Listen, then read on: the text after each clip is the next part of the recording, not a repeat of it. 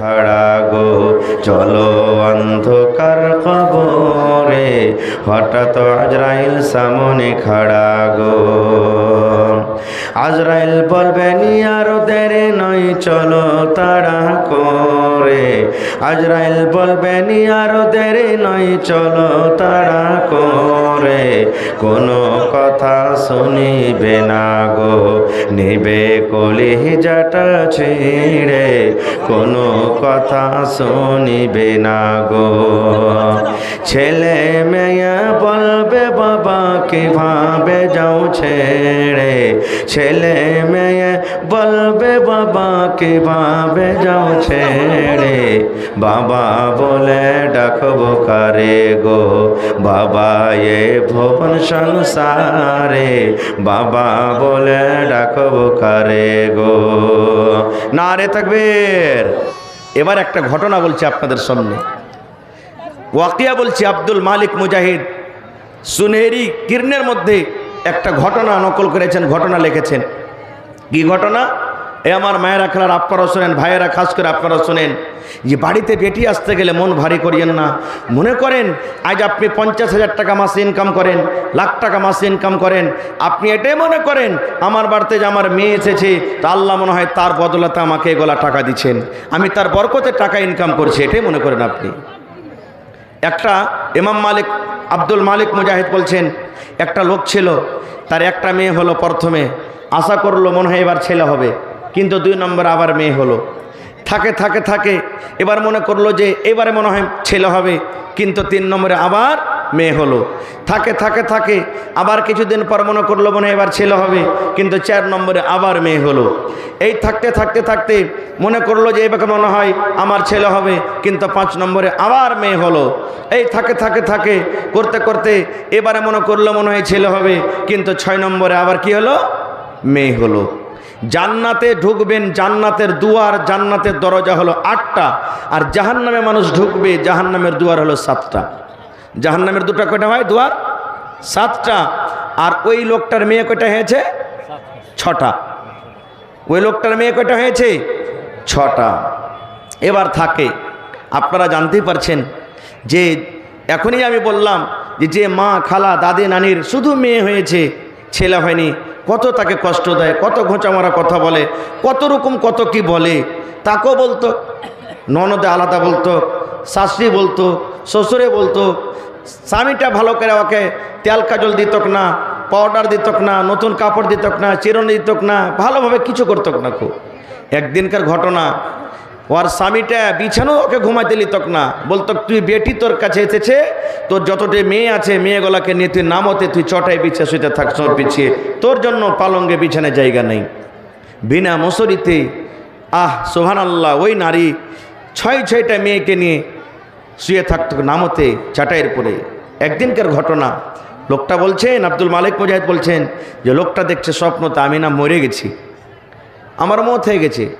আমরা আপনারা স্বপ্ন দেখি না, অনেক কিছু স্বপ্নতে দেখতে পাই, যে এই বিহার বাড়িতে যে মাংস দিয়ে ভাত খাচ্ছি, শামসিতে হোটেলে যে মিষ্টি খাচ্ছি, এরকম হয়েছে না হয়েছে না, মেলা এরকম দেখছে স্বপ্ন। তো লোকটা স্বপ্ন দেখছে আমি নাকি মরে গেছি।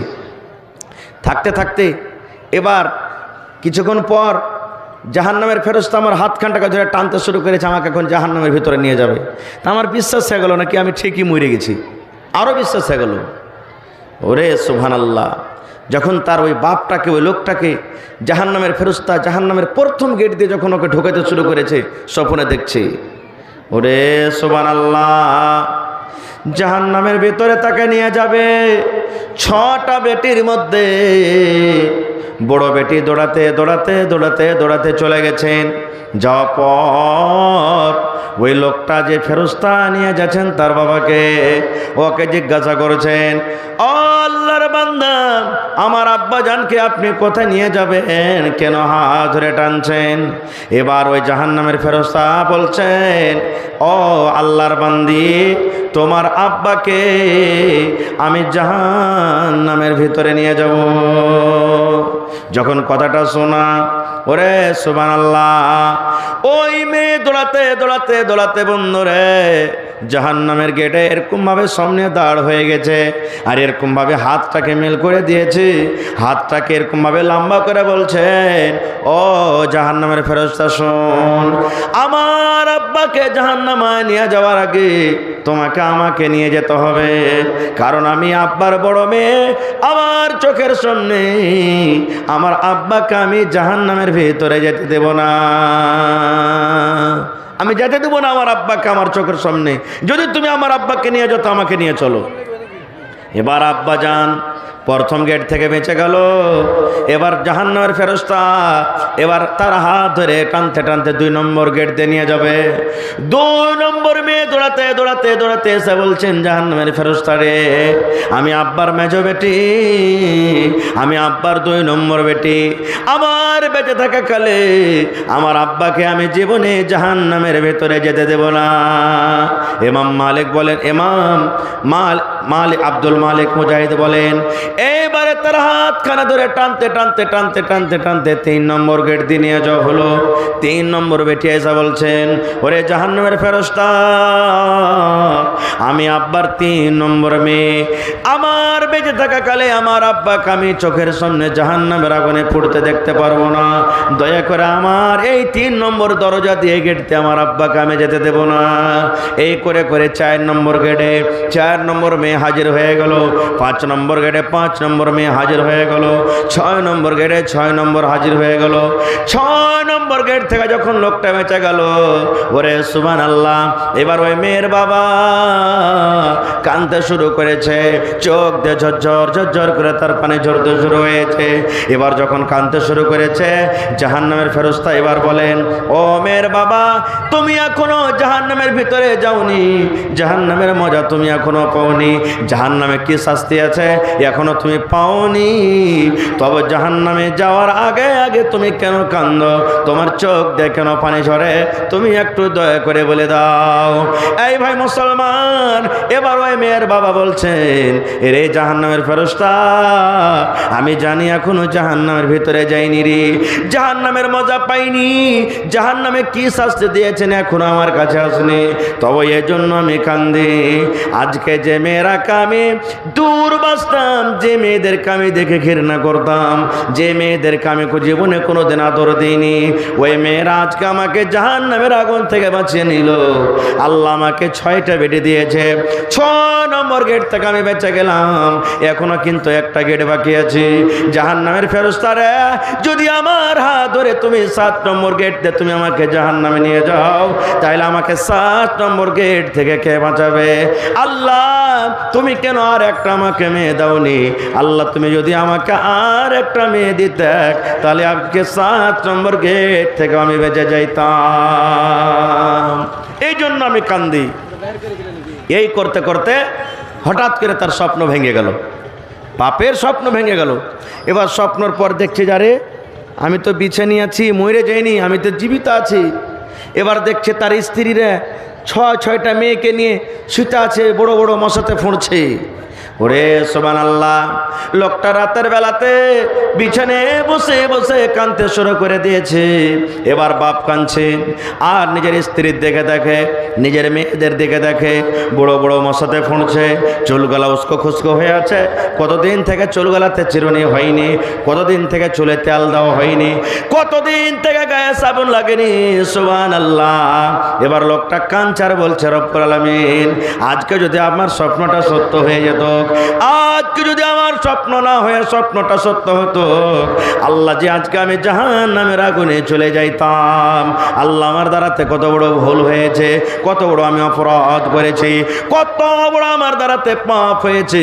সেই রাতের বেলাতে তওবা করে বলছেন, রব্বুল আলামিন, আজ থেকে জীবনে এরকম আমি ভুল কাজ করব না, আর আমার স্ত্রীকে আমি দুর্বাসবো না, আমার মেয়েরাকে আর ঘৃণা করবো না। আল্লাহ, তুমি খুব বড় নিয়ামত দিয়েছো। ওই রাতের বেলাতে এবার ওই বিছান থেকে নেমে তেলের বোতল নিয়ে, তেলের শেষে নিয়ে মুসলমান স্ত্রী নামতে মাটিতে ঘুমিয়ে আছি। ওই স্ত্রীর মাথাতে তেল দিয়ে সুন্দর করে তেল লাগায়ে এবার সুন্দর করে সীতা করি তাকে তুলে তুলে তুলে বিছানের পরে করে দিলেন। নারে তাকবীর। তাকবীর। ভাই মুসলমান, তাহলে স্ত্রীকে আদর করতে হবে, আর মেয়েদেরকে জীবনে কোনোদিন ঘৃণা করবেন না ভাই। হতে পারে আল্লাহ তাবারক ওয়া তাআলা এই মেয়ের কারণে আপনাকে জাহান্নামের আগুন থেকে আল্লাহ বাঁচিয়ে নেবেন, মেয়ের কারণে আল্লাহ বড় বড় মুসিবত থেকে বাঁচাবেন। আল্লাহ রসুল নিজের বেটিকে কত ভালোবাসতেন জানেন? আহা হা, রসুল নিজের বেটিকে কত ভালোবাসতেন। নবীজি যখন মারা যাবেন, নবীজির মৃত্যুর দিন সময় সোমবারের দিন নবী 8টা-9টার টাইমে মরেছেন, মারা যাবেন। নবীজির চারজন বেটি বেঁচে থাকাকালে 3জন বেটি মারা গেছেন, একটাই মাত্র বেঁচেছিলেন ফাতেমা রাদিয়াল্লাহু তাআলা আনহা। রসুল শুইতে আছেন, মা আয়েশা রাদিয়াল্লাহু তাআলা আনহার এই বুকের উপরে মাথা দিয়ে এরকমভাবে হেলানা দিয়ে রসুল শুইতে আছেন। সাহাবায়ে কেরাম বসে আছেন, আল্লাহ রসুল অন্য অন্য বিবির আরও বসে আছেন। নবী বলছেন বিবিরাকে, আমার ফাতেমা কই, কই আমার মা কই? নবীজি বেটিকে মা মা বলে ডাকতেন। কই আমার ফাতেমা, কই আমার মা কই, একটু ডাকো, আমার মার সাথে কথা বলবো, ফাতেমার সাথে কথা বলবো। এবার খবর দেওয়া হলো, ফাতেমা দৌড়াতে দৌড়াতে আব্বার কথা শুনে আব্বার কাছে চলে এলেন। এবার যখন পাঞ্জরে চলে এলেন, আল্লাহ রসুল ফাতেমাকে বলছেন, ও মা ফাতেমা বেটি রে, তোমার কানখানা আমার মুখের কাছে লাগিয়ে দাও বেটি রে। আমি তোমাকে এমন কিছু রাজের কথা বলবো, লুকিয়ে কথা বলবো, যেন আমার কথা আমার বেবিরে না শুনতে পায়, আমার কথা যেন আমার সাহাবীরা না শুনতে পায়। ও মা, তোমাকে আমি ছোট্ট করে কিছু কথা বলবো, মা তোমার কানটা আমার মুখের কাছে লাগাইয়া দাও। সব বসে আছেন সাহাবায়ে কেরাম, বিবিরা বসে আছেন, মনে মনে চিন্তা করছেন, আল্লাহ নবীজি কোন এমন নিজের মেয়েকে নিজের বেটিকে কথা বলবেন যে কথা নবীজি আমাদেরকে জানাবেন না। মা ফাতেমা রাদিয়াল্লাহু তাআলা আনহা নিজের কানটাকে আব্বার মুখের কাছে লাগিয়ে দিলেন। নবীজি আস্তে আস্তে করে কানে কানে বেটিকে কি এমন কথা বললেন, আব্বার কথা শুনে মা ফাতেমা কাঁদতে লাগলেন, এমন কান্দন কানলেন সুবহানাল্লাহ, চোখ দিয়ে ফাতেমার ঝরঝর করে পানি ঝরতে লাগলো। এবার নবী দেখলেন, আহারে আমার চোখের সামনে বেঁচে থাকা কালে আমার বেটির চোখ দিয়ে পানি ঝরবে, আমি নবী সহ্য করতে পারবো না। আমার চোখের সামনে আমার মেয়ে কাঁদবে, আমি নবী সহ্য করতে পারবো না। নবীজি আবার মেয়েকে বলছে, বেটি রে তুমি কেঁদো না রে মা, কেঁদো না। তুমি যখন কাঁদছো আমার মনটা খারাপ হয়ে যায়, তুমি যখন কাঁদছো আমার কলেজাটা চলে যায় রে মা। খবরদার তুমি কাঁদো না, কাঁদো না বেটে, তুমি আর একবার তোমার কানটা আমার মুখের কাছে লাগাইয়া দাও। এইবারে 2 নম্বরে ফাতেমা রাদিয়াল্লাহু তাআলা আনহা নিজের কানটাকে নবীর মুখের কাছে লাগিয়ে দিলেন। দয়ার নবী এইবারে 2 নম্বরে কোন এমন কথা বললেন কানে কানে আসতে করে, ওই কান্না মানুষ এবার কিন্তু মুখে হাসি ফুটে গেল, হাসতে লাগলেন। প্রথমবার কি বললেন, কাঁদতে লাগলেন। দ্বিতীয়বার কি বললেন, হাসতে লাগলেন। নবীজি দুনিয়া থেকে চলে গেলেন। কিছুদিন পর নবীজির মৃত্যুর পর একদিন মা আয়েশা রাদিয়াল্লাহু তাআলা আনহা, এটা হলো ফাতেমার সতার মা, বলছেন, বেটি একটা কথা তোকে জিজ্ঞাসা করবো রে মা। ফাতেমা বলছেন যে কি আম্মু, কি কথা বলবেন, কি জিজ্ঞাসা করবেন? বলছে, বেটি রে কোন এমন কথা তোমার আব্বাজান তোমাকে বলেছিলেন মৃত্যুর টাইমে, যেটা আমাদেরকে নবী জানাননি? প্রথমবার যখন তোমাকে বলেছিলেন তুমি কেঁদেছিলে, তোমার চোখে পানি দেখেছিলাম, আর দ্বিতীয়বার যখন তোমার আব্বা বলেছিলেন তোমার মুখে হাসি দেখেছিলাম। বেটি ওই কথাটা কি তুমি জানাবে না? কি কথা তোমার আব্বাজান বলেছিলে? রে আমার মায়েরা, খালারা শোনেন। এইবারে মা ফাতেমা রাদিয়াল্লাহু তাআলা আনহা বলেন, আম্মু গো আমার আব্বা জান এখন বেঁচে নাই, এখন বলবো গো আম্মু, এখন আমি জানিয়ে দেব। আমার আব্বা জান যখন আমার কানে কানে প্রথম কথা বলেন, এই কথাটা বলেছিলেন, ও মা ফাতেমা বেটি রে, জীবনের মতো তুমি আমাকে আব্বা বলে নাও। এই যে আল্লাহ আমাকে বেমারি দিয়েছেন, আল্লাহ আমাকে জ্বর দিয়েছে, আমার শরীরটা যে এখন খারাপ আছে, আর আমি বেশিক্ষণ বাঁচবো না, আমি মরে যাব, দুনিয়া থেকে চলে যাবো রে বিদে, জীবনের মতো তুমি আব্বা আব্বা বলে ডেকে নাও। ফাতেমা বলেন, মা গো আব্বার মৃত্যুর কথা শুনে আমি থামতে পারলাম না, কাঁদতে লাগলাম। আহারে এত সুন্দর চেহারাওয়ালা লোকটা কেমন করে দুনিয়া থেকে চলে যাবেন, এত ভালো লোকটা কেমন করে দুনিয়া থেকে চলে যাবেন?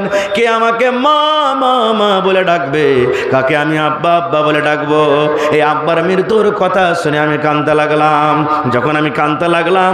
আমার আব্বাজান 2 নম্বরে আমাকে কথা বলেছিলেন, ফাতেমা রে তুমি কেঁদো না, কেঁদো না, কেঁদো না, কেঁদো না। যেদিন কিয়ামত কায়েম হবে, হাসরের ময়দান হবে ফাতেমা, সেদিন শুধু নয়, আমার মৃত্যুর পর আমার বংশের মধ্যে, আমার খানদানের মধ্যে, আমার বংশের মধ্যে ফাতেমা রে সর্বপ্রথম যিনি মারা যাবেন, সর্বপ্রথম আমার যার সাথে দেখা হবে সেটা হবে মা ফাতেমা। তুমি, তোমার সাথে আমার সর্বপ্রথম দেখা হবে। ঠিক নবীজির মৃত্যুর 6 মাসের পর মা ফাতেমা দুনিয়া থেকে চলে গেছিলেন। শুধু তা নয়, ফাতেমা বলেন, মা গো আমার আব্বা জানে কথা আরো বলেছেন, ও বেটি ফাতেমা, কিয়ামত পর্যন্ত যত মহিলারা দুনিয়াতে এসেছে আসবে, ও ফাতেমা শুনে নাও, যত মহিলারা জান্নাতের ভিতরে যাবে সমস্ত মহিলাদের জান্নাতের সরদারনি নেত্রী তুমি হবেন। এটা আল্লাহ রাব্বুল আলামিনের তরফ থেকে আমাকে এলান হয়েছে। বলছেন ফাতেমা, মা গো এই কথাটা শুনে আমি হাসতে লাগলাম। নারে তাকবীর।